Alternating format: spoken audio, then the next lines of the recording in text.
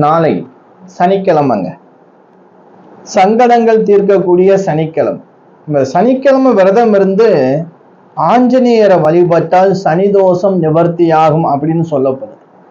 விநாயகப் பெருமானையும் வழிபடலாம்.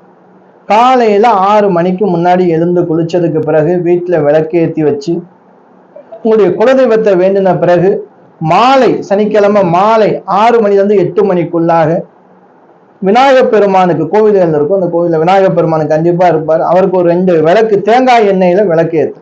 அதன் பிறகு ஆஞ்சநேயர் இருந்தாருன்னா ஆஞ்சநேயருக்கு 2 நெய் தீப விளக்கேற்று. நவக்கிரத்தில் இருக்கக்கூடிய சனி பகவானுக்கு சுத்தமான செக்கில் ஆட்டப்பட்ட நல்ல எண்ணெய் ஊற்றி பஞ்சு திரியிட்டு விளக்கேற்று. நவக்கிரத்தில் இருக்கக்கூடிய சனி பகவானுக்கு எள்ளு மிட்டாய் இருக்கு, கருப்பு எள்ளு மிட்டாய் இருக்கும், அதை நீங்க நிவேதானமா வச்சுட்டு அதுக்கப்புறம் வர்ற பக்தர்களுக்கு நீங்க கொடுத்து வந்தீங்க அப்படின்னா நல்ல விஷயம் நடக்கும், காரிய தடை எல்லாம் விலகும்.